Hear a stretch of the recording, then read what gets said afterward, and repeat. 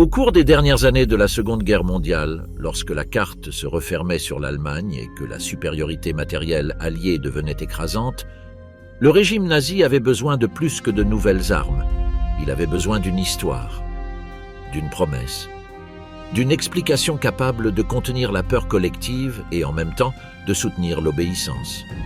C'est là qu'entra en scène la doctrine, plus psychologique que militaire, des Wunderwaffe, les armes merveilleuses, un parapluie propagandiste sous lequel pouvaient tenir des prototypes, des projets futuristes et des technologies réelles, présentés comme s'ils étaient un tournant inévitable du destin. Doctrine Wunderwaffe/armes miraculeuses. Le concept était simple et puissant. Si la guerre se perdait par les chiffres, alors le miracle devait venir de la technique. Une seule innovation décisive capable de compenser des usines détruites, des pilotes rares, un carburant limité et des fronts qui s'effondraient. La propagande vendait l'idée qu'il existait un « as dans la Manche », un avantage inattendu qui pouvait surgir soudainement et tout changer. Et le terme lui-même, comme l'explique la tradition allemande sur le sujet, ne se référait pas seulement aux performances militaires. La Propagandawirkung, l'effet propagandiste, était aussi importante que le progrès technique. À partir de 1942, à mesure que la situation empirait, les annonces sur des armes révolutionnaires devinrent de plus en plus proéminentes dans la propagande destinée à la population allemande. Des armes capables de renverser la marée lorsque tout le reste semblait aller dans la direction opposée. Mais derrière le récit, il y avait un problème structurel. Les développements avancés exigent du temps, des essais, de l'itération industrielle, de la logistique et de l'entraînement. Et à ce moment-là, l'Allemagne n'avait déjà plus le luxe du temps. La promesse s'accélérait, la réalité non. L'obsession pour les Wunderwaffen, en outre, ne fut pas neutre en termes de priorité. La narration technologique elle-même absorbait des ressources, de l'attention et de l'énergie politique, à un moment où le front avait besoin de quantité, de remplacement et de standardisation. Antenna Historia le résume sans détour. La fixation d'Hitler sur ces super-armes détourna des ressources cruciales qui étaient urgemment nécessaires à la production conventionnelle. Et même si de nombreux designs étaient conceptuellement impressionnants, la plupart arrivèrent trop tard et en quantités insuffisantes pour faire bouger l'aiguille stratégique. Au sein du mythe, certaines armes avaient une base réelle et même terrifiante. Les Vergeltungswaffen, les armes de représailles, furent les plus emblématiques parce qu'elles atteignirent effectivement un usage notable. La V, 1 comme bombe volante, et la V, 2 comme missile balistique, employés contre des objectifs tels que Londres et Anvers. Elles étaient, aux yeux de la propagande, la preuve que le Reich pouvait encore frapper à distance, même sous pression. Cependant, le bilan technico-historique que l'on fait de ces armes est froid. Leur déploiement ne suffit pas à modifier l'issue de la guerre. La doctrine, cependant, ne vivait pas seulement de ce que l'on voyait s'abattre sur une ville ennemie. Elle vivait de l'attente, de la sensation que le décisif était sur le point d'arriver. C'est pourquoi l'étiquette Wunderwaffe s'appliquait aussi à l'aviation à réaction et à des projets de laboratoire qui semblaient sortis du futur. Antenna Historia rappelle le Me-262, premier chasseur à réaction opérationnelle, clairement supérieur en vitesse à de nombreux chasseurs alliés à moteur à piston, et le Me-163, intercepteur à fusée aux performances extrêmes, mais à l'autonomie minimale et au carburant extrêmement dangereux. Il mentionne également le prototype Horten HO-229, l'aile volante à réaction que, rétrospectivement, certains associent à des idées que nous relierions aujourd'hui à la faible détectabilité. Dans l'imaginaire, ces machines n'étaient pas de nouvelles armes. Elles étaient le demain arrivant pour sauver l'aujourd'hui. Sur Terre, le rêve prenait la forme du gigantisme. Le char super lourd, Maus et le canon ferroviaire Schwerer Gustav devinrent des symboles parfaits, des projets colossaux, éblouissants sur la photo, disproportionnés dans la pratique. C'était le type d'ingénierie qui s'accorde parfaitement avec une mentalité de miracle. Si l'ennemi est trop fort, alors nous construisons quelque chose de plus grand que la guerre. Le problème est que la guerre moderne punit ce qui est lent, fragile et logistiquement impossible. Et à la fin du conflit, le gigantesque devenait aussi une cible. En parallèle, le terme Wunderwaffe fonctionnait comme un ciment idéologique. La page allemande sur les Wunderwaffen pendant la guerre souligne que, au sens strict, il s'agissait d'inventions destinées à empêcher une défaite déjà visible, et qu'à l'époque on parlait aussi de Geheimwaffen ou armes secrètes, bien qu'on les ait également reconnues comme des armes de représailles. Ce n'était pas seulement de la technologie, c'était une manière de dire à la population que la défaite n'était pas inévitable, qu'il existait encore une ressource cachée, que la foi dans le Reich avait une confirmation matérielle dans une base, un tunnel, un centre d'essai. Mais l'envers du mythe fut brutal. Dans de nombreux cas, le résultat net fut un gaspillage d'argent et de talents techniques dans des dispositifs exotiques qui n'apportèrent que peu ou aucun avantage tactique ou stratégique et qui impliquèrent en outre la mort de travailleurs forcés et réduits en esclavage au sein du système de production de guerre. Cette phrase est importante parce qu'elle démolit le romantisme technologique.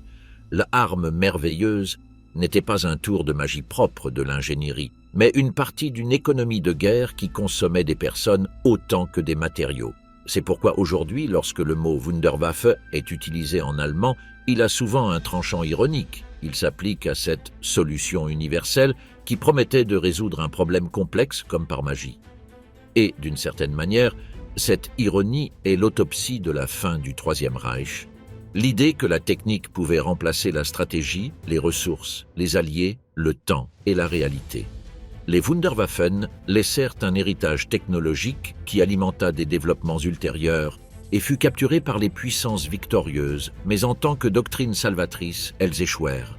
Trop de projets, extrêmement complexes, arrivés trop tard, et qui ne parvinrent jamais à représenter matériellement le miracle dont la propagande avait besoin pour refermer la fissure entre le récit et l'effondrement. Agregat 4/Fusée Fan 2. Au cours des dernières années de la Seconde Guerre mondiale, lorsque l'Allemagne cherchait désespérément une arme capable de changer le cours du conflit, surgit une invention qui, bien qu'elle n'ait pas offert la victoire à Hitler, changea à jamais l'histoire de la guerre moderne.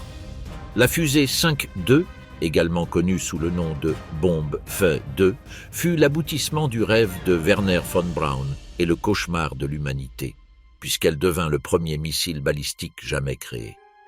Cette bombe à longue portée fut développée par une équipe d'ingénieurs allemands sous la direction du brillant, ambitieux et contradictoire Werner von Braun. La Vergeltungswaffe 2, arme de vengeance 2, fut le projet d'armement le plus avancé du Troisième Reich. Son nom technique était Agregat 4, mais personne ne s'en souvient sous cette désignation. La V2 n'était pas simplement une bombe de plus, c'était le premier engin créé par l'homme à sortir de l'atmosphère terrestre et à y revenir pour provoquer une destruction massive.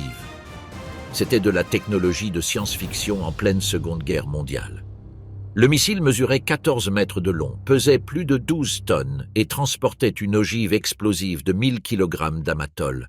Son moteur à carburant liquide, à base d'éthanol et d'oxygène liquide, le propulsait à une vitesse supérieure à 5700 km/h, atteignant une altitude de 90 km avant de s'abattre sur sa cible à une vitesse supersonique. Et le plus terrifiant était qu'elle ne pouvait pas être arrêtée. Aucun chasseur ne pouvait l'atteindre, les radars étaient incapables de la détecter à temps. Aucune batterie antiaérienne n'était efficace. Lorsque les citoyens entendèrent l'explosion, c'était le premier et dernier signe qu'une V2 avait été lancée. Il n'y avait aucun avertissement, seulement la destruction. Le premier lancement opérationnel eut lieu le 8 septembre 1944 au-dessus de Londres. En quelques secondes, un cratère s'ouvrit dans le sol, des corps furent déchiquetés, des bâtiments réduits en ruines. Ce n'était que le début. Au cours des mois suivants, plus de 3000 missiles V2 furent tirés, principalement contre l'Angleterre, la Belgique et la France, causant plus de 9000 morts civiles. Techniquement, la V2 fut un exploit prodigieux. Elle était équipée d'un système de guidage inertiel qui ajustait sa trajectoire grâce à des gyroscopes et des servomécanismes. Elle possédait un contrôle de direction par des ailerons à la tuyère et des surfaces aérodynamiques mobiles. Son lancement nécessitait des plateformes mobiles complexes, une logistique précise et un réseau de production distribué. Mais malgré toutes ces difficultés, la V2 fonctionnait. Et chaque tir était une déclaration du pouvoir destructeur que le Reich était encore capable d'exercer. Mais la création de la V2 a une histoire encore plus sombre, le coût humain de sa fabrication. Au lieu d'utiliser des usines conventionnelles, les nazis choisirent de cacher leur production dans des tunnels souterrains pour éviter les bombardements alliés. C'est ainsi qu'est née la Mittelwerk, une installation près de Nordhausen, exploitée avec de la main-d'œuvre esclave du camp de concentration de Dora-Mittelbau. Plus de 20 000 prisonniers moururent en construisant les missiles, que ce soit de faim, de maladie, d'épuisement ou d'exécution. Ironiquement, plus de personnes moururent en fabriquant la V2 que par son impact en combat. Fritz X/bombe guidée FX-1400. La plupart des personnes associent les explosifs intelligents à la guerre contemporaine, mais la vérité est qu'ils sont nés pendant la Seconde Guerre mondiale. La Ruhrstahl SD-1400X, également connue sous le nom de Fritz X, fut l'une des premières bombes guidées de précision utilisées au combat. Développée par l'entreprise Ruhrstahl sous la direction de l'ingénieur Max Kramer, la Fritz X fut conçue spécifiquement pour détruire des objectifs blindés et navals depuis de grandes altitudes. L'arme consistait en une bombe à chute libre de 1400 kg, basée sur le modèle SD-1400 de pénétration, équipé d'ailerons mobiles et d'une unité de contrôle par radiofréquence. Le système de guidage permettait de corriger la trajectoire en pleine descente au moyen de signaux transmis depuis l'avion lanceur, ce qui augmentait considérablement la précision par rapport aux bombes conventionnelles. La bombe était larguée depuis des bombardiers Dornier d'eau 217 qui opéraient à plus de 6000 mètres d'altitude. Une fois larguée, l'opérateur visuel suivait la trajectoire du projectile grâce à une fusée lumineuse située à l'arrière, envoyant des ordres correctifs par radio au moyen d'un levier de commande. La Fritz X pouvait perforer jusqu'à 130 mm de blindage naval avant de détonner, ce qui en faisait une menace directe pour les croiseurs et les cuirassés. Elle fut utilisée pour la première fois avec succès le 9 septembre 1943, lorsqu'elle coula le cuirassé italien Roma, causant la mort de plus de 1300 membres d'équipage. Ce même jour, un autre projectile endommagea gravement le cuirassé Italia. Elle fut également utilisée contre des objectifs alliés en Méditerranée, endommageant le croiseur britannique Uganda et d'autres navires. La Fritz X représentait une transition vers les munitions intelligentes, anticipant les principes des bombes guidées par laser ou par satellite développées des décennies plus tard. Sa principale limitation était qu'elle exigeait que l'avion lanceur reste en ligne de visée et à portée de la cible, ce qui le rendait vulnérable à l'artillerie anti-aérienne et aux chasseurs ennemis. L'utilisation effective de la Fritz X cessa vers la fin de 1944, lorsque les Alliés adoptèrent des contre-mesures électroniques et renforcèrent la domination aérienne. Cependant, son impact technologique fut significatif et ses principes furent étudiés après la guerre par les États-Unis et l'Union soviétique. FI-103/bombe volante fin 1. Dans l'histoire de la guerre, peu d'armes ont réussi à générer autant de peur psychologique que de destruction matérielle, et l'une des plus importantes fut sans doute la V1, la première bombe volante, également reconnue comme le premier missile de croisière de l'histoire, une arme conçue, selon les mots mêmes de Hitler, pour la vengeance. Son nom officiel était FI-103, mais la propagande nazie la baptisa Vergeltungswaffe 1 ou Arme de vengeance 1. Elle fut conçue non pas comme un outil de victoire stratégique, mais comme un châtiment. Une brutale représaille contre les bombardements alliés constants sur les villes allemandes. Si Londres brûlait, Berlin saignait aussi, et Hitler voulait une réponse à la fois symbolique et terrifiante. Conçue par l'ingénieur Robert Lusser, la V1 était en essence un avion sans pilote, un projectile avec des ailes lancé depuis des rampes en Europe occupée. Sa construction était simple, presque industrielle. Une coque métallique, des ailes rectangulaires, un système de guidage par gyroscope et un moteur Pulse-Jet Argus AS014 qui émettait ce bourdonnement glaçant. Elle volait à 640 km/h à une altitude comprise entre 900 et 1200 mètres et avait une portée de 250 km. Chaque V1 transportait une charge explosive de 850 kg d'amatol, suffisante pour détruire un pâté de maisons entiers en zones urbaines. Et ce, sans aucun avertissement. Les premières furent lancées en juin 1944, quelques jours seulement après le débarquement de Normandie. Immédiatement, le sud de l'Angleterre devint la cible d'un nouveau type de guerre, une guerre sans pilote, sans morale et donc sans âme. Londres, déjà frappée par le Blitz de 1940, redevint une ville de refuge anti-aérien.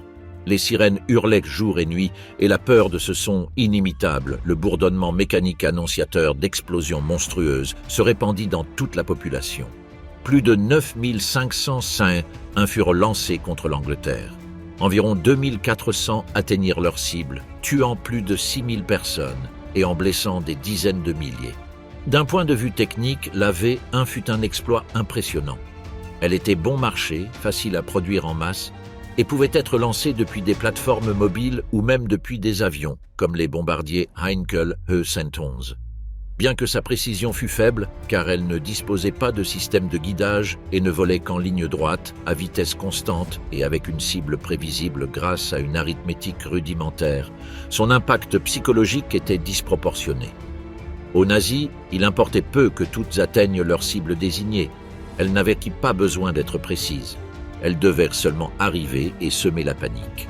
Le défi pour les Alliés fut immédiat. Comment arrêter une bombe qui vole seule, à grande vitesse, et apparaît sans avertissement? La réponse fut une combinaison de stratégies. Artillerie anti-aérienne, ballons captifs, chasseurs intercepteurs comme le Spitfire ou le Tempest, et même le développement de systèmes radars plus sophistiqués. Certains pilotes britanniques risquèrent leur vie en approchant les V1 et, littéralement, les poussaient avec le bout de l'aile pour les dévier de leur trajectoire. C'était une danse mortelle dans le ciel. Wasserfall Ferngelenkte Flakrakete. Dans les laboratoires de fuséologie de Peenemünde, en Allemagne, naquit l'un des projets de défense aérienne les plus ambitieux de son époque, le Wasserfall ou Cascade. Ce système d'armes, officiellement désigné C2 Wasserfall Ferngelenkte Flakrakete, fut conçu pour abattre des bombardiers ennemis à haute altitude au moyen d'un missile guidé. Bien qu'il ne soit jamais entré en service avant la fin du conflit, son développement marqua un jalon technique en anticipant des concepts qui, des décennies plus tard, formeraient la base des systèmes modernes de missiles solaires. Le Wasserfall fut une tentative de transformer la technologie de la célèbre fusée Fin 2 en une arme défensive. En exploitant la même configuration générale de fuselage et de propulsion, les ingénieurs en réduisirent la taille, car ils n'avaient pas besoin de parcourir de longues distances, seulement d'atteindre les altitudes où volaient les bombardiers alliés. Cela signifia qu'ils mesuraient environ un quart de la taille d'un V2, avec une longueur d'environ 7,85 mètres, et un poids d'environ 3,7 tonnes. Contrairement au V2, qui utilisait de l'oxygène liquide extrêmement volatile, le Wasserfall fut conçu pour rester prêt au lancement pendant des semaines. Pour y parvenir, on utilisa un moteur fusée à propergol liquide avec une combinaison hypergolique, un mélange d'acide nitrique hautement oxydant et d'un carburant appelé Visol, qui pouvait être stocké sans se détériorer et permettre un tir immédiat dès qu'une cible était détectée.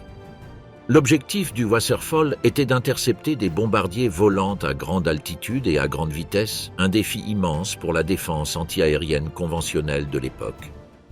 Les batteries de canons antiaériens fonctionnaient avec des projectiles qui devaient être tirés en quantités énormes pour avoir une chance d'impact, tandis que les radars et la conduite de tir restaient rudimentaires. Le Wasserfall représentait une approche radicalement différente, un missile guidé capable de manœuvrer pour aller à la rencontre de sa cible. Le système de guidage le plus simple, connu sous le nom de code Burgund, combinait le suivi optique de la cible et du missile lui-même.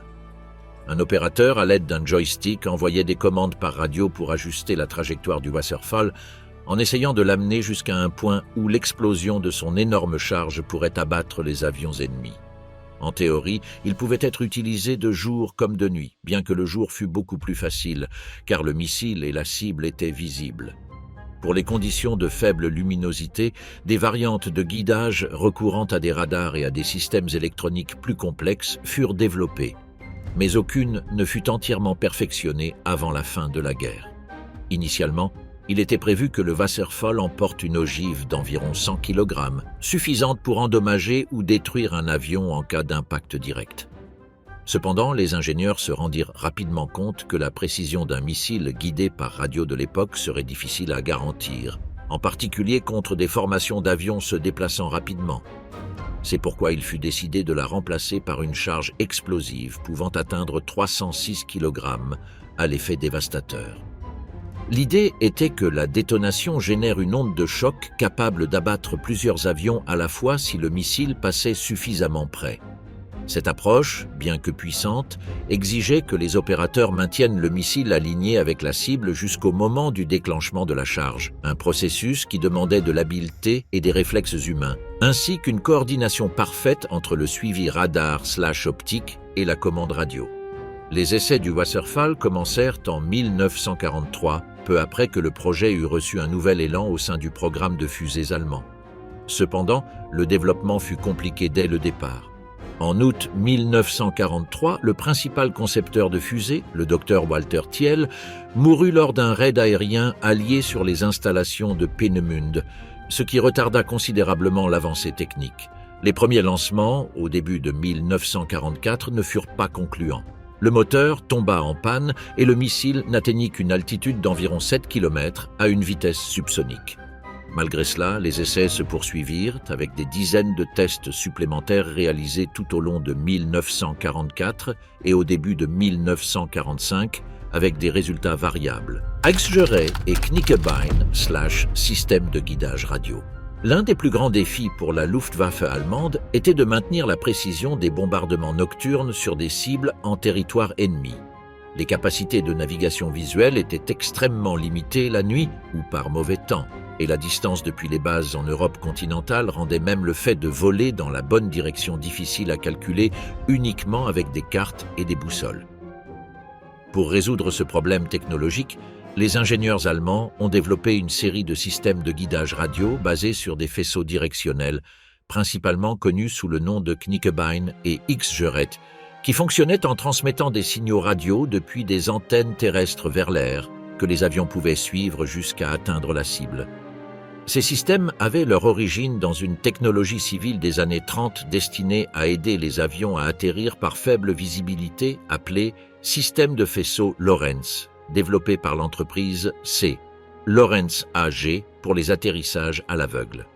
Le principe de base consistait à émettre deux faisceaux radio légèrement décalés l'un par rapport à l'autre, l'un transmettant des signaux en code Morse de points et l'autre de traits.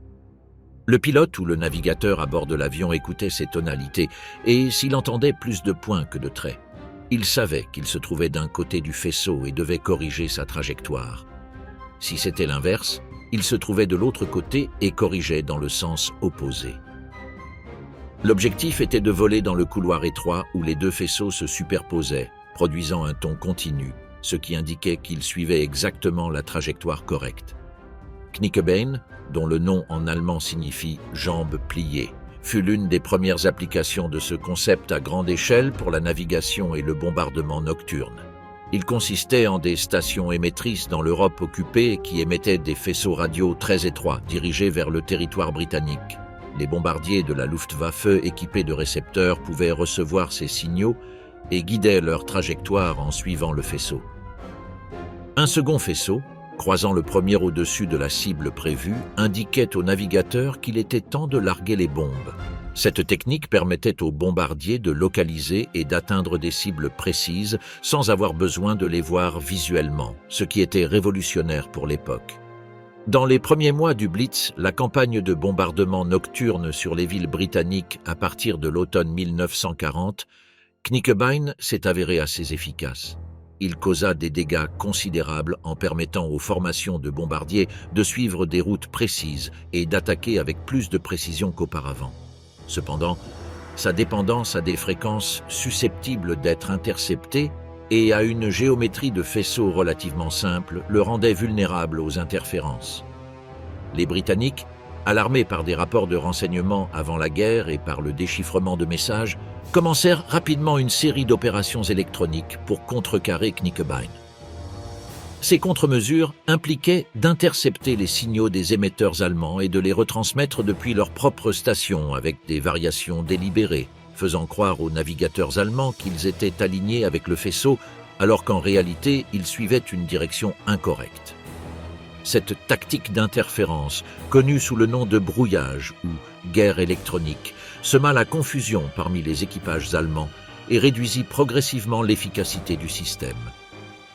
En septembre 1940, les opérations britanniques de brouillage avaient considérablement dégradé l'utilité de Knickebine comme guide fiable. En réponse à ces interférences, les Allemands développèrent un système plus sophistiqué appelé X-Gerät ou dispositif X. Contrairement à Knickebine, qui consistait essentiellement en une paire de faisceaux simples, X-Gerät utilisait plusieurs faisceaux supplémentaires et des fréquences plus élevées, ce qui augmentait la précision et rendait plus difficile pour les Britanniques de superposer simplement leurs propres signaux pour tromper les navigateurs. 3 faisceaux principaux étaient transmis, l'un indiquait la trajectoire jusqu'à la cible, un autre servait d'avertissement lors de l'approche du point de bombardement, et un troisième permettait de calculer le moment précis du largage. Le fonctionnement de X-Gerät comprenait également une horloge spéciale à bord qui s'activait en croisant un faisceau secondaire et mesurait avec précision la distance parcourue jusqu'à la cible en fonction du temps, permettant ainsi une synchronisation automatique du largage des bombes lorsque les signaux indiquaient qu'on se trouvait sur la cible. Ce niveau d'automatisation et de précision constituait un progrès net par rapport à Knickebine, mais nécessitait un équipement et un entraînement plus spécialisés, si bien que seules certaines unités sélectionnées de la Luftwaffe, comme le Kampfgeschwader 100, en furent équipées aux premières phases de son utilisation. Goliath Tracked Mine /SDKFZ 302/303. Le Goliath fut l'une de ces armes allemandes de la Seconde Guerre mondiale qui semble tout droit sortie d'une idée futuriste et qui, en même temps, révèle toutes les limites pratiques du champ de bataille. Son nom complet en allemand était Leichter Ladungsträger Goliath, ou porteur de charges légères, et ce n'était pas un char à proprement parler, mais un petit véhicule chenillé sans équipage, conçu pour avancer jusqu'à une cible et faire exploser une charge explosive. Les Alliés finirent par le surnommer Beetle Tank, ou char scarabée, en raison de sa taille et de son profil bas. L'idée n'apparut pas soudainement en 1942. Elle provenait d'une lignée d'expérimentation de la Première Guerre mondiale et de l'entre-deux-guerres, lorsque plusieurs inventeurs testèrent des torpilles terrestres, guidées à distance pour traverser le No Man's Land avec des explosifs. Pendant la guerre elle-même, les Français expérimentèrent des appareils comme le Crocodile Schneider et l'Obrio Gabet électrique qui traînaient un câble pour l'alimentation et le contrôle. Ces tentatives furent irrégulières et furent éclipsées par l'arrivée du char, mais elles laissèrent une idée claire. Si un petit véhicule pouvait atteindre sans équipage un point fortifié, il pouvait sauver des vies, à condition que le contrôle et la fiabilité suivent. Le tournant décisif arriva à la fin de 1940, lorsque les Allemands récupérèrent près du fleuve Seine un prototype du concepteur français Adolf Kegress. À partir de là, le bureau de l'armement de la Wehrmacht chargea la firme Borgward de développer un véhicule similaire avec une exigence précise, transporter au moins 50 kg d'explosifs. Le résultat fut le SDKFZ 302, le premier Goliath opérationnel, conçu comme une arme jetable. On l'envoyait vers la cible et on le faisait exploser avec elle. Le SDKFZ 302 était en essence une boîte blindée minimale sur chenille. Environ 1,5 m de long, 0,85 m de large, 0,56 m de haut, pour une masse de 370 kg. Son blindage était très mince, d'environ 5 mm, suffisant pour arrêter des éclats et offrir une protection marginale, mais pas pour résister à un feu soutenu. À l'avant se trouvait la charge. 60 kg d'explosifs dans ce modèle. L'aspect le plus intéressant résidait dans le contrôle. L'opérateur ne se trouvait pas à l'intérieur, mais à distance, avec une boîte de commande de type joystick, reliée au véhicule par un câble triple d'environ 650 mètres, enroulé sur un tambour à l'arrière. Ce câble transmettait les ordres pour tourner à gauche et à droite, avancer et reculer, ainsi que l'ordre final, déclencher la détonation. La première version utilisait 2 moteurs électriques. Sur le papier, cela offrait un contrôle souple et évitait certains problèmes de vibration, mais dans la réalité d'une guerre totale, c'était coûteux et contraignant. Les historiens ont estimé un coût unitaire de 3000 Reichsmark en 1942 et en outre, la maintenance et la recharge en zone de combat qui, additionnées, compliquaient l'ensemble. C'est pourquoi apparut la famille SDKFZ. 303, composé des 303A et 303B, qui remplaça la propulsion électrique par un moteur à essence 2 temps, cherchant à réduire les coûts et à simplifier. Dans ces variantes, le véhicule grandit et fut renforcé. On mentionne un blindage allant jusqu'à 10 mm, une masse de 430 kg et une charge explosive portée à 100 kg.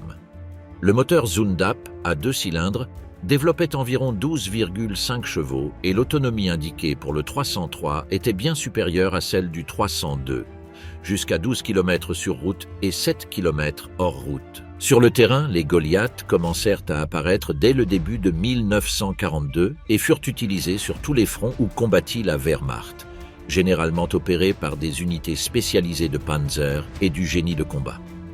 Des emplois sont recensés à Anzio en avril 1944 dans la répression contre la résistance polonaise lors de l'insurrection de Varsovie et même quelques exemplaires sur les plages de Normandie pendant le jour J. Mais c'est là que se révèle leur talon d'Achille. Beaucoup furent neutralisés lorsque l'artillerie et les explosions coupèrent ou endommagèrent le câble de contrôle, sans lequel le véhicule n'était plus qu'un engin lent et inerte. Et c'est là le point clé. Le Goliath fut plus célèbre pour ce qu'il promettait que pour ce qu'il accomplissait réellement. Bien que 7564 unités aient été produites, l'arme ne fut pas considérée comme un succès. Les spécialistes de l'armement expliquent généralement cela par les arguments suivants. Un coût élevé, une faible vitesse d'environ 6 km/h, une garde au sol réduite d'environ 11,4 cm, entraînant de mauvaises performances en terrain accidenté ou irrégulier, un câble vulnérable et un blindage si mince que le véhicule pouvait être stoppé par des armes légères. De plus, il n'était pas si léger en pratique. Sa taille et son poids rendaient son transport manuel difficile, et bien souvent il n'atteignait pas sa cible avant d'être détecté, immobilisé ou détruit. Lorsqu'il y parvenait, l'effet pouvait être dévastateur, mais le taux d'échec le condamna comme solution de masse. V3 Hochdruckpump/London Gun. Bien que les bombes V1 et V2 aient été les armes de représailles les plus redoutées par les Alliés, il exista une troisième variante, plus étrange et probablement inutile. La V3 n'était ni un missile comme la V1 ni une fusée balistique comme la V2, mais un canon gigantesque conçu pour bombarder à très longue distance avec une cadence soutenue. Son nom technique, Hochdruckpumpe ou pompe à haute pression, suggérait déjà l'astuce centrale. Au lieu de propulser le projectile par une seule explosion dans la chambre, on lui injectait de l'énergie tout au long du tube au moyen de charges secondaires placées dans des chambres latérales. L'idée était que chaque charge explose précisément lorsque le projectile passait devant sa chambre, ajoutant de la vitesse de manière échelonnée et évitant, en théorie, l'usure brutale que subissaient les canons à longue portée tirant à pression maximale dès le premier instant. En chiffres, le concept était monstrueux. Le V3 complet était projeté avec un tube d'environ 130 mètres de longueur, un calibre de 150 mm et des munitions de l'ordre de 140 kg. La vitesse initiale prévue avoisinait 1500 mètres par seconde, avec une portée maximale approximative de 165 km, suffisante pour frapper Londres depuis le nord de la France sans que l'arme ait à s'approcher du front. Il ne s'agissait pas d'une pièce mobile. L'élévation et l'azimut étaient pratiquement fixes, car toute l'installation était pensée comme un bloc de béton et de tunnel où le canon était encastré et orienté de façon permanente vers la cible. Le pari allemand n'était pas seulement technologique, mais aussi industriel et psychologique. Entre 1943 et 1944, alors que les bombardements alliés gagnaient en intensité et en précision, Berlin cherchait une arme capable de rendre des coups de manière constante, presque mécanique, sans dépendre de la Luftwaffe. Le plan le plus ambitieux se concentra sur la forteresse souterraine de Mimoyek, dans le Pas-de-Calais. Un complexe creusé dans une colline de craie pour abriter 25 canons V3 dans des galeries inclinées, reliées par un réseau de tunnels, d'ascenseurs et de dépôts de munitions. L'ouvrage, associé à l'organisation Todt, incorpora de la main-d'œuvre forcée, y compris des prisonniers de guerre, et était conçu pour fonctionner comme une batterie enterrée, difficile à neutraliser, capable de lancer un flux de projectiles vers la capitale britannique. Le concept envisageait un bombardement plus proche d'une usine que d'une pièce d'artillerie classique. Mimoyek n'était pas un simple nid de canon. C'était une infrastructure destinée à soutenir un feu continu, avec de multiples tubes en parallèle et une logistique interne pour alimenter charges et projectiles. Même dans les estimations qui circulèrent après la découverte du site, la préoccupation n'était pas un impact isolé, mais l'idée d'une pluie constante sur Londres, une pression civile et politique comparable à ce que les V1 et V2 avaient tenté d'obtenir par d'autres moyens. Mais la V3 portait le coup typique des armes miracles. Elle exigeait du temps, des ressources et une stabilité stratégique, précisément ce que l'Allemagne perdait. Il y eut des bancs d'essais et des prototypes, et le programme fut ajusté au fur et à mesure que des problèmes techniques apparaissaient et que la guerre aérienne alliée devenait plus efficace. En parallèle, le renseignement allié identifia Mimoyek comme un objectif prioritaire dans le cadre de l'opération Crossbow, la campagne visant à détruire les sites d'armes stratégiques allemandes. Le coup qui scella le destin du complexe survint le 6 juillet 1944, lorsque le RAF Bomber Command, avec le 617 Squadron, attaqua avec des bombes Tallboy à pénétration profonde, conçues pour briser les structures souterraines. Le site fut gravement endommagé et l'idée de bombarder Londres depuis cet endroit devint irréalisable. Malgré cela, la V3 ne disparut pas immédiatement de la carte. Au lieu du grand supercanon contre Londres, des versions plus courtes furent construites et employées, adaptées à la situation désespérée de la fin de 1944. 2 canons de moindre longueur furent utilisés pour bombarder le Luxembourg entre décembre 1944 et février 1945, durant la période de l'offensive des Ardennes et ses prolongements. Le résultat fut limité. La précision et la fiabilité ne firent jamais du système une arme décisive, et l'impact stratégique resta bien en deçà des attentes propagandistes qui accompagnaient habituellement les Vergeltungswaffen. Uranverein/programme nucléaire allemand. De tous les invents et projets secrets du Troisième Reich, aucun n'a suscité autant de spéculations, de craintes et de recherches historiques que sa tentative avortée de construire une bombe atomique. Contrairement aux expérimentations aéronautiques ou aux super-armes visibles, le programme nucléaire allemand fut délibérément dissimulé, fragmenté entre laboratoires et à peine compris par sa propre direction. Il laissa pourtant une trace matérielle indéniable. Un exemple en est constitué par les Tesseract, de mystérieux cubes d'uranium découverts après la guerre, vestiges tangibles d'une ambition qui aurait pu changer le destin de la planète. Le programme nucléaire nazi débuta officiellement en 1939, à peine quelques semaines après que des scientifiques allemands, parmi lesquels se distinguaient Otto Hahn et Fritz Strassmann, eurent découvert la fission nucléaire. Pendant ce temps, aux États-Unis, cette découverte allait déclencher le projet Manhattan. En Allemagne, en revanche, l'effort fut placé sous la tutelle de l'Uranverein ou Club de l'uranium, un réseau de physiciens tels que Werner Heisenberg, Kurt Dibner et Karl Friedrich von Weizsäcker, dispersés entre universités et laboratoires militaires. Le principal obstacle allemand n'était pas conceptuel, mais pratique. La pénurie de ressources, la désorganisation interne et l'absence d'une autorité unique pour diriger le programme empêchèrent de consolider un effort comparable à celui des États-Unis. Tandis que les Américains investissaient des milliards et employaient plus de 130 000 personnes dans leurs laboratoires, les Allemands travaillaient avec des budgets minimes et à peine une poignée de scientifiques, souvent en conflit les uns avec les autres. Malgré tout, le Reich avança sur certains aspects techniques. Dans plusieurs installations, comme le laboratoire de Haigerloch, dissimulé dans une grotte du sud de l'Allemagne, des prototypes de réacteurs expérimentaux furent développés.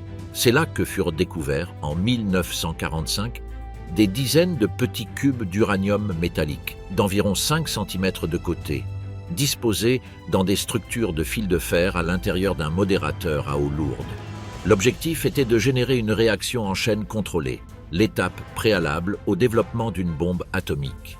Chaque cube pesait environ 2 kg et était constitué d'uranium naturel. Au total, on estime que l'Allemagne produisit plus de 600 de ces blocs, répartis entre plusieurs laboratoires. Mais la conception du réacteur était défectueuse et les matériaux insuffisants.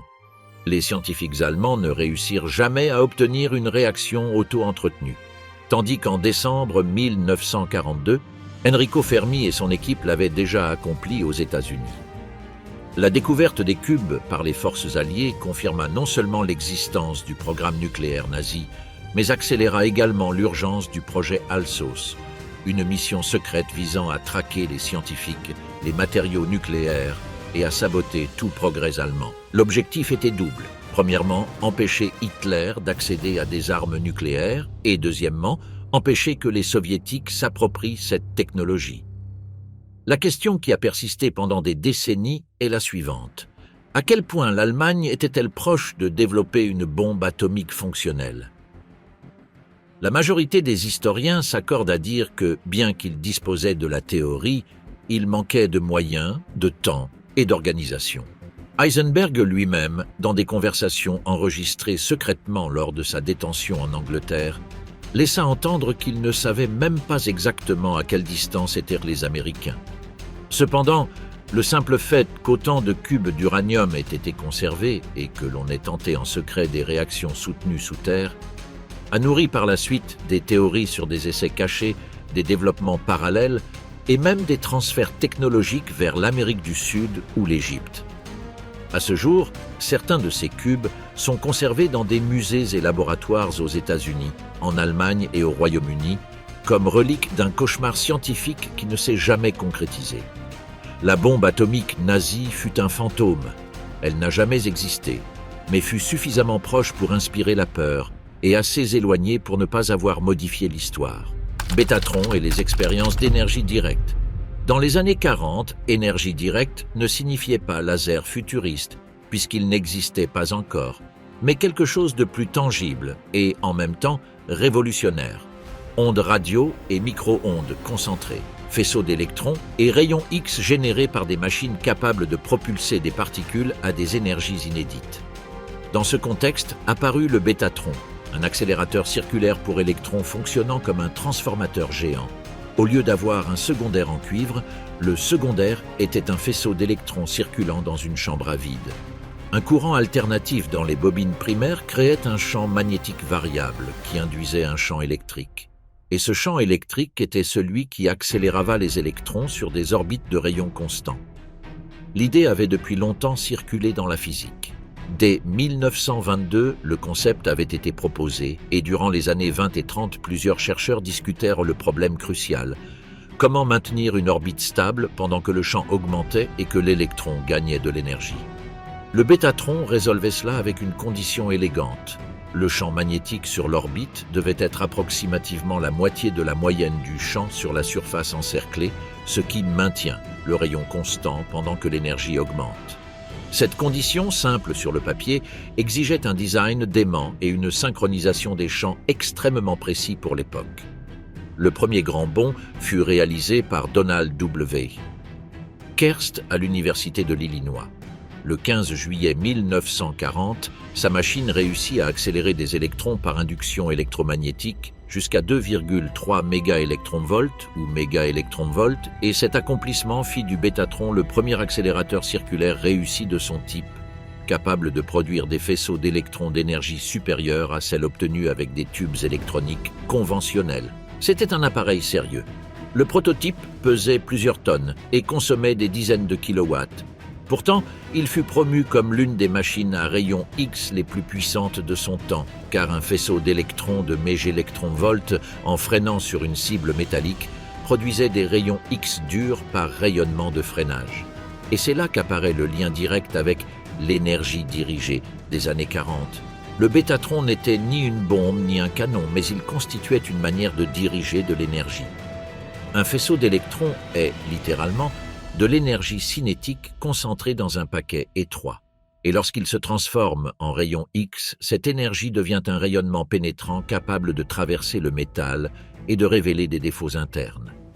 C'est pourquoi le bétatron devint attractif pour l'industrie, la médecine et la recherche, comme source de rayonnement intense pour la radiographie industrielle et, plus tard, pour des usages médicaux liés à la thérapie par radiation. Le Smithsonian résume cette transition avec clarté. La machine se mit rapidement à travailler dans l'industrie, la médecine et la physique nucléaire. Les années 40 furent également le moment où les faisceaux radio cessèrent d'être uniquement un moyen de communication pour devenir des outils de localisation et de contrôle. L'exemple le plus important est le passage au micro-ondes qui rendit possible le radar moderne. En 1940, John Randall et Harry Booth, à l'université de Birmingham, développèrent le magnétron à cavité, un générateur pratique de micro-ondes à haute puissance. L'appareil permit de concevoir des radars beaucoup plus compacts et précis, et devint un élément stratégique de l'effort allié en permettant des systèmes capables de voir avec des ondes ultra-courtes, détecter avions et navires, diriger l'artillerie et soutenir la navigation et l'atterrissage. Ce même élan conduisit à une industrialisation accélérée du faisceau électromagnétique appliqué. Aux États-Unis, le MIT Radiation Laboratory fut créé en octobre 1940 et fonctionna jusqu'à fin 1945 comme un centre massif de recherche et développement sur le radar micro-ondes. On y conçut des radars embarqués, navals, de défense côtière, de contrôle de tir et des systèmes de navigation associés, consolidant une nouvelle forme de guerre technologique basée sur l'émission, la réception, le filtrage et l'interprétation de l'énergie électromagnétique. Si l'on veut comprendre ce que signifiait énergie dirigée dans les années 40, le Rad Lab en est presque le cœur institutionnel. U-Boat Rocket est le projet de sous-marin missile. À mesure que la Seconde Guerre mondiale avançait et que la supériorité alliée dans l'Atlantique commençait à étouffer l'efficacité de l'arme sous-marine allemande, une idée au parfum de solution totale émergea dans certains cercles de la Kriegsmarine et du centre de recherche de Peenemünde.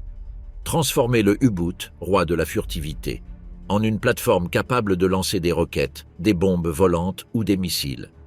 Il ne s'agissait pas d'un programme unique, mais d'une constellation de projets que l'on regroupe aujourd'hui sous une appellation pratique, Rocket U-Boat. L'objectif était d'étendre la portée du coup allemand au-delà de la torpille et du canon de pont, et de le faire avec une arme qui, en théorie, pourrait attaquer aussi bien des cibles côtières que, dans l'imagination la plus ambitieuse, des villes lointaines.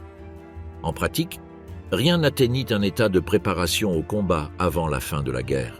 La première étape fut la plus simple, installer des roquettes non guidées sur le pont d'un sous-marin et les tirer comme une sorte d'artillerie improvisée. Entre le 31 mai et le 5 juin 1942, le sous-marin U-511 servit de banc d'essai dans une série d'expériences de lancement sous-marin de roquettes à combustible solide sous le nom de code Project Ursel. Dans le concept initial, on l'envisageait comme une arme contre les escorteurs de convois, mais le problème apparut immédiatement. Sans système de guidage efficace, une roquette balistique de courte portée ne pouvait pas chasser une cible qui se déplaçait et manœuvrait. Ce qui restait était l'emploi contre des objectifs fixes ou relativement immobiles, c'est-à-dire le bombardement côtier. Le système de plus pénalisait ce qui compte le plus pour un U-Boot, son comportement à la mer. Le résumé historique lui-même indique que le développement fut abandonné au début de 1943 parce qu'il réduisait la seaworthiness du sous-marin, c'est-à-dire sa sécurité et ses performances comme plateforme océanique. En parallèle, tandis que la guerre aérienne s'intensifiait et que l'Allemagne cherchait des coups de représailles, des plans plus ambitieux apparurent, ne pas lancer de simples roquettes, mais adapter les armes V à un vecteur naval. L'idée d'embarquer une V1 sur un sous-marin était tentante par sa logique. Si, depuis la Terre, elle dépendait de rampes vulnérables, un U-Boot pourrait l'approcher à la distance nécessaire et la lancer depuis la mer. Dans la version décrite dans les synthèses du Rocket U-Boat, on envisageait des lancements depuis la surface, avec l'intégration de systèmes de lancement de type catapulte et la nécessité opérationnelle d'exposer le sous-marin pendant la séquence. Ce détail était fatal à la fin du conflit. Chaque minute en surface signifiait un risque face aux radars, à l'aviation et aux escorteurs. Malgré tout, la simple possibilité alimenta rumeurs et craintes, en particulier autour d'une idée propagandiste. Un coup symbolique contre New York au moyen d'armes lancées depuis des sous-marins. Le saut conceptuel le plus important fut celui qui impliquait la V2, car ici, la difficulté cessait d'être comment tirer pour devenir comment transporter et préparer. Une V2 nécessitait des procédures complexes et surtout des carburants et une logistique qui ne s'adaptaient pas à l'intérieur d'un U-Boot. C'est pourquoi la proposition la plus souvent citée évitait de modifier la coque. On conçut un système de conteneurs remorqués, étanches, sans équipage et sans propulsion, qu'un sous-marin tirerait jusqu'à la zone de lancement. Ce conteneur devait fonctionner comme une plateforme stabilisée, capable de se mettre en position et de lancer le missile depuis la mer.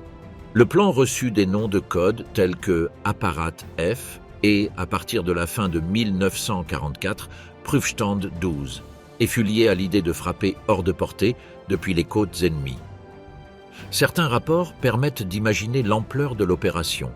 Un conteneur d'environ 32 mètres et près de 500 tonnes de déplacement, remorqué par un U-boot immergé jusqu'à se trouver dans le rayon d'action de l'arme. Ce qui rend ce projet particulièrement révélateur n'est pas seulement son audace technique, mais aussi sa logique psychologique. Une plateforme navale pour la V2 promettait une attaque difficile à anticiper et, en même temps, pouvait gonfler la perception de la portée réelle du missile, créant une incertitude stratégique. Le problème était que l'ensemble, composé du sous-marin, du remorqueur et de la séquence de préparation, était lent, vulnérable et difficile à exécuter sans être détecté, surtout lorsque l'Allemagne était déjà en train de perdre le contrôle de la mer, de l'air et de sa propre industrie. La chronologie le montre aussi clairement. L'évacuation de Peenemünde en février 1945 coupa l'élan final du programme. Et même dans les versions qui parvinrent au stade du papier technique, il n'existe aucun registre indiquant que ces solutions remorquées aient atteint le point d'un lancement réel avant la défaite allemande. Silbervogel/bombardier suborbital Sänger-Brett. Dans les recoins les plus secrets du régime nazi, un groupe d'ingénieurs travaillait sur un projet qui semblait provenir d'un roman de science-fiction. Le Silbervogel, le oiseau argenté, un bombardier suborbital qui aurait pu changer l'histoire de la guerre et celle de la planète. Le concept a été conçu par le jeune physicien autrichien Eugen Sänger et sa collègue Irene Brett, qui ont développé une idée radicalement innovante. Il s'agissait d'un avion propulsé par des fusées capables d'atteindre la haute atmosphère, de rebondir contre elle et de traverser la moitié du monde avant de larguer une bombe sur les États-Unis. Le projet a été officiellement appelé Silbervogel et faisait partie d'un programme plus ambitieux, le America Bomber, une tentative désespérée du Reich d'étendre sa capacité destructive au-delà de l'Atlantique. L'idée était simple en théorie et révolutionnaire en pratique. Le Silbervogel serait lancé depuis une piste spécialement conçue au moyen d'une catapulte de 3 km qui l'accélérerait jusqu'à 1850 km/h. Une fois en mouvement, ces moteurs fusées à carburant liquide le propulseraient vers la stratosphère, à une altitude de 145 km. À cette hauteur, au lieu de voler de manière continue comme un avion conventionnel, le Silbervogel profiterait d'un phénomène physique appelé vol en rebond ou skip glide, planant à la frontière entre l'atmosphère et l'espace, perdant de l'altitude et la récupérant à nouveau dans une séquence de sauts hypersoniques, comme une pierre qui rebondit à la surface de l'eau. Sa portée projetée était extraordinaire. Il pouvait voyager de l'Allemagne à New York, larguer une bombe de 3 à 5 tonnes et poursuivre sa trajectoire vers le Japon ou atterrir dans le Pacifique. L'objectif réel n'était pas seulement militaire. Pour Hitler, ce projet représentait un symbole, la possibilité d'étendre la main du Reich au-delà du continent, démontrant que sa vision pouvait devenir un cauchemar planétaire. Cependant, les défis étaient presque insurmontables. La cellule devait supporter des températures proches de 1500 degrés Celsius dues au frottement avec l'atmosphère. Le système de guidage et de navigation était pour l'époque absolument rudimentaire. Et l'infrastructure nécessaire pour lancer l'avion, comme la piste et la catapulte, n'existait que sur les plans. Le Reich ne disposait pas de matériaux capables de résister à un tel stress thermique, ni de système de guidage orbital fiable. Même le design de Sänger prévoyait une réentrée atmosphérique complexe qui aurait mis en danger toute mission. Malgré tout, le projet a continué au moins sur papier. Le ministre de l'armement du Reich, Albert Speer, s'est intéressé au concept, bien qu'il l'ait rapidement classé comme une fantaisie techniquement fascinante, mais inutile pour les objectifs immédiats de la guerre. Hermann Göring partageait la même opinion et a détourné des fonds vers des développements plus immédiats, comme les chasseurs à réaction et les bombes volantes Fe 1 et Fe 2. Lorsque la guerre a pris fin, les Alliés ont trouvé les documents de Sänger et Brett dans des installations abandonnées du sud de l'Allemagne. Ce qui semblait impossible a commencé à intéresser les nouveaux maîtres du monde. Les États-Unis et l'Union soviétique se sont disputés non seulement les scientifiques nazis à travers l'opération Paperclip, mais aussi leurs idées. Le projet Silbervogel fut l'un des plus étudiés. En fait, certains de ces principes inspirèrent plus tard la conception du X-Wind Dyna-Soar, un planeur spatial développé par les Américains dans les années 60 et qui servit de base conceptuelle pour les navettes spatiales des décennies plus tard. Le oiseau argenté n'a jamais volé. Il n'a pas détruit New York ni survolé le Pacifique comme symbole du Troisième Reich mondial. Mais le simple fait qu'une idée de ce type ait été conçue pendant une guerre au XXe siècle témoigne du niveau d'ambition et même de délire qui a marqué l'Allemagne nazie. Schallkanon/canon sonique. La Schallkanon, dont le nom allemand signifie littéralement « canon sonore », représente l'un des projets les plus insolites et extrêmes des recherches technologiques entreprises par l'Allemagne nazie durant la Seconde Guerre mondiale. Très peu connue en comparaison avec d'autres soi-disant Wunderwaffe, cette arme cherchait à transformer le son en une arme létale, une idée aussi étrange que révélatrice du climat de désespoir et d'expérimentation technologique des dernières années du Troisième Reich. Au milieu de la guerre, tandis que les ressources s'épuisaient et que les défaites s'accumulaient, les hauts commandements allemands et leurs scientifiques exploraient presque tout concept susceptible d'offrir un avantage décisif. C'est dans ce contexte qu'apparut le développement d'armes fondées sur des principes peu conventionnel. La Schallkanon fut l'un de ces projets. Un canon conçu pour émettre des ondes sonores d'une intensité énorme dans le but d'incapaciter, de désorienter ou même de tuer des ennemis à distance. Le concept reposait sur une idée de base. Si le son à forte intensité peut provoquer des dommages physiques ou psychologiques, pourquoi ne pas le concentrer et le diriger comme s'il s'agissait d'un projectile ? Pour y parvenir, la Schallkanon combinait des explosions contrôlées de gaz avec d'immenses réflecteurs paraboliques afin d'amplifier et d'orienter les ondes acoustiques. En essence, deux paraboles, semblables à celles d'un énorme système de communication, étaient reliées par des conduits formant une chambre où l'on faisait détonner un mélange d'oxygène et de méthane. L'explosion générait une onde de choc sonore qui, en rebondissant sur les réflecteurs, était censé former un rayon sonique à haute pression. Les chiffres qui circulent concernant la puissance de l'effet sont aussi spectaculaires que difficiles à vérifier, en partie parce qu'il n'existe aucune preuve que cette arme ait jamais été utilisée au combat. Selon certaines reconstitutions, une note aiguë émise par le dispositif dépassait les 1000 millibars de pression à environ 50 mètres de distance, un niveau tel qu'une exposition d'une demi-minute aurait pu être mortelle pour toute personne proche. Même à des distances plus importantes, autour de 200 à 250 mètres, le son aurait été capable de provoquer une douleur extrême et une incapacité temporaire. Cependant, la majeure partie des preuves techniques concernant le projet provient de sources fragmentaires, de photographies isolées et de récits ultérieurs qui, dans certains cas, mêlent mythe et réalité. Les références les plus fiables s'accordent pour dire que la Schallkanon fut principalement une expérience de laboratoire et ne devint jamais une arme opérationnelle de l'armée allemande. Sa taille énorme, la complexité de son montage et l'absence de résultats concluants empêchèrent son adoption comme arme d'usage général. De fait, les scientifiques eux-mêmes impliqués commencèrent à remettre en question la viabilité du projet.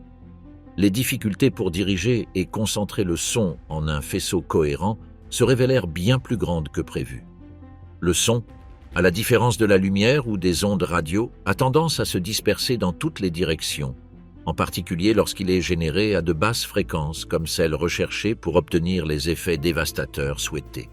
En outre, certaines expériences préliminaires eurent des effets contre-productifs même sur le personnel impliqué. Des récits de l'époque, bien qu'ils mêlent parfois un ton sérieux et informatif, et, à d'autres moments, un discours plus propagandiste et sensationnaliste suggère que les premiers essais avec les infrasons provoquèrent des vertiges, des douleurs et même une désorientation chez ceux qui se trouvaient à proximité de l'équipement, y compris les chercheurs. Cela démontra que manier le son comme une arme avec la technologie disponible entre 1944 et 1945 était, au minimum, extrêmement difficile.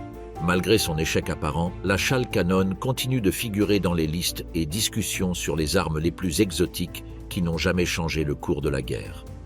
Dans certains documents de l'après-guerre, des prototypes capturés par les forces alliées passèrent entre les mains de chercheurs américains qui examinèrent l'appareil et conclurent que, même avec un effet notable à courte distance, Les armes conventionnelles comme la mitrailleuse restaient plus efficaces, plus économiques et plus faciles à utiliser. Me-262 A1A Sturmvogel / le premier chasseur à réaction. Dans les cieux d'Europe, où le rugissement des moteurs à hélice se mêlait à l'écho constant de la guerre, une nouvelle menace émergea comme un présage du futur. Le nom de ce prédateur aérien était Messerschmitt Me-262, le premier chasseur à réaction opérationnelle de l'histoire. Lorsque le Me-262 fendit pour la première fois les cieux en combat réel, la guerre avait déjà fait pencher la balance en faveur des Alliés. Mais cette apparition, fugace et dévastatrice, révéla quelque chose de glaçant. L'Allemagne nazie avait brisé les barrières technologiques de l'époque et avait une avance d'au moins une décennie en matière aéronautique. Le Me-262 Schwalbe, c'est-à-dire hirondelle en allemand, fut un chef-d'œuvre d'ingénierie. Conçu par Willy Messerschmitt et son équipe en 1938, son développement fut entravé par des problèmes techniques, une pénurie de matériaux stratégiques, des sabotages et des décisions politiques fatales, parmi lesquelles l'ordre de Hitler de le convertir en bombardier, retardant son entrée en service actif en tant que chasseur pur. Pourtant, lorsqu'il fut enfin déployé en 1944, il changea les règles du jeu. Techniquement, le Me-262 était une merveille. Propulsé par 2 turboréacteurs Junkers Jumo 004B, il atteignait des vitesses de 870 km/h, ce qui lui permettait de distancer n'importe quel chasseur allié qui frôlait à peine les 700 km/h. Il pouvait monter plus rapidement, attaquer en piqué et fuir sans possibilité d'être rattrapé. Il était armé de 4 canons Mk-108 de 30 mm, capables de détruire un bombardier lourd avec seulement quelques impacts. Certains modèles transportaient même des missiles RRR-4M, anticipant de plusieurs décennies les chasseurs modernes. En combat, le Me-262 était un prédateur létal. Il fondait sur les formations de bombardiers alliés comme un faucon d'acier, ouvrait le feu à courte distance puis disparaissait avant que leurs escorteurs ne puissent réagir. Sa vitesse et sa capacité de pénétration lui permettaient de traverser la ligne défensive la plus dense et de revenir indemne à sa base. Pour les pilotes alliés, le Me-262 n'était pas seulement un ennemi, mais était devenu un fantôme, une terreur des cieux, impossible à atteindre et dont on ne pouvait fuir. Mais le génie technique ne se traduit pas toujours par la victoire, et le Me-262 arriva trop tard. Seules environ 1400 unités furent construites et moins de 300 participèrent à des combats actifs. Les interruptions constantes de sa production, le manque de carburant, la pénurie de pilotes entraînés et les attaques alliées contre les usines limitèrent son impact global. C'était une épée de Damoclès suspendue au-dessus de l'ennemi, mais qui tombait rarement. De plus, ces turbines, bien que révolutionnaires, étaient fragiles. Leur durée de vie dépassait à peine 25 heures de vol et nécessitait une manipulation précise. Toute accélération brusque pouvait provoquer une explosion. Au sol, le Me-262 était extrêmement vulnérable. Les pistes de décollage constituaient une cible constante pour les bombardiers, et si l'avion parvenait à s'envoler, les chasseurs ennemis le guettaient dans les environs, attendant le moment où l'avion décollerait ou atterrirait, son instant le plus vulnérable. Hitler, obsédé par le concept de Blitzbomber, insista pendant des mois pour transformer le Me-262 en bombardier d'attaque au sol. Cet ordre retarda considérablement son entrée en service en tant que chasseur-intercepteur. Ce n'est que lorsque les hauts commandements de la Luftwaffe réussirent à convaincre le Führer du potentiel de l'avion comme chasseur que cela fut trop tard. Le ciel était rempli d'escadrilles alliées et l'Allemagne était en retraite sur tous les fronts. Malgré ses limites, les unités de Me-262, comme la célèbre Jagdverband 44 dirigée par le légendaire Adolf Galland, obtinrent des résultats impressionnants. Dans une proportion idéale, le Me-262 pouvait abattre jusqu'à 5 chasseurs ennemis pour chacun de ses propres appareils détruits. C'était une machine qui marquait la fin d'une ère et le début d'une autre.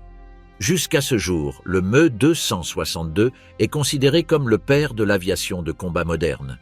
Son design a influencé des générations de chasseurs ultérieurs, tant soviétiques qu'américains. Il fut un éclair dans la tempête, une lueur de futur parmi les ruines du Troisième Reich. Il n'a pas pu changer le cours de la guerre, mais il a laissé une empreinte indélébile dans l'histoire de l'aéronautique. Orteno 229/Heil volante nazi. Parmi les découvertes les plus curieuses de la recherche aéronautique nazie, le Orteno 229 s'érige comme une relique inquiétamment futuriste de la Seconde Guerre mondiale. Créée par les frères Orten, cette machine en forme d'aile volante et à propulsion à réaction offrait un design radical, réduisant la section transversale radar, ce qui préfigurait de manière inquiétante le développement des bombardiers furtifs modernes.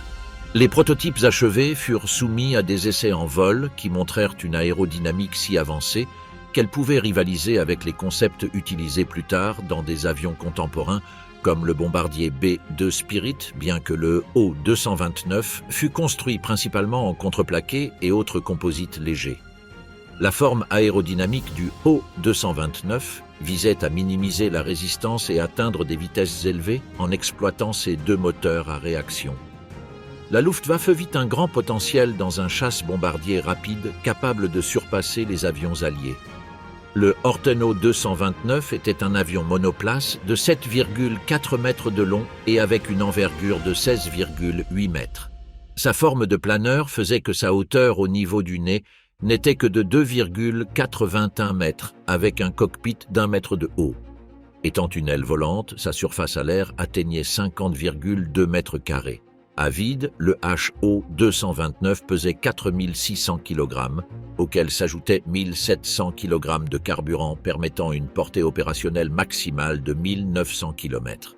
Il en était de même pour la charge de bombes, qui pouvait atteindre jusqu'à 2000 kg, dépassant les attentes du chef de la Luftwaffe. Complètement chargé, le HO-229 pouvait peser 8100 kg. Toute cette masse brute devait voler à une vitesse proche de 1000 km/h. Les frères Orten n'atteignirent pas ce chiffre, mais s'en approchèrent fortement. La motorisation était composée de 2 turboréacteurs Junker jumeaux 00-4B, qui donnaient à l'avion une vitesse maximale de 960 km/h, une vitesse de croisière de 900 km/h et un plafond de 15 000 mètres. En plus des bombes typiques de l'époque, le O-229 était équipé de 2 canons Mk-108 de 30 mm. Le premier test de cette Wunderwaffe aérienne eut lieu le 1er mars 1944. L'essai fut relativement réussi, bien que le design présentât certains problèmes qui compliquaient le pilotage. En plus du bois, des alliages métalliques légers furent utilisés pour réduire la résistance au vent, tout en améliorant son indétectabilité face au radar. Le 2 février 1945, la version définitive du O-229 fut testée, mais la tragédie frappa le prototype. L'un des moteurs s'arrêta en plein vol et le pilote dut effectuer une manœuvre miraculeuse pour sauver sa vie et l'aéronef. Malgré cela, le développement continua. Les Alliés étaient aux portes de Berlin et les nazis cherchaient une arme salvatrice. Mais elle n'arriva jamais. Le Orten HO-229 ne quitta jamais les hangars pour rejoindre le combat. Le régime d'Hitler tomba avant. En 1945, les Alliés découvrirent le HO-229, capturé dans le cadre de l'opération Paperclip, un effort occidental pour exploiter la technologie développée par les nazis ainsi que leurs meilleurs ingénieurs et scientifiques. Le prototype fut transféré en Angleterre, puis aux États-Unis, où il trouva sa place entre le musée Smithsonian et les ateliers de Northrop Grumman, l'entreprise créatrice du B-2 Spirit, un bombardier stratégique furtif qui a réussi à capturer l'essence du Orten HO-229. Jusqu'à aujourd'hui, les Américains continuent d'étudier les développements des frères Orten qui, bien que jamais opérationnels, ont constitué une contribution fondamentale à la technologie militaire aérienne des États-Unis.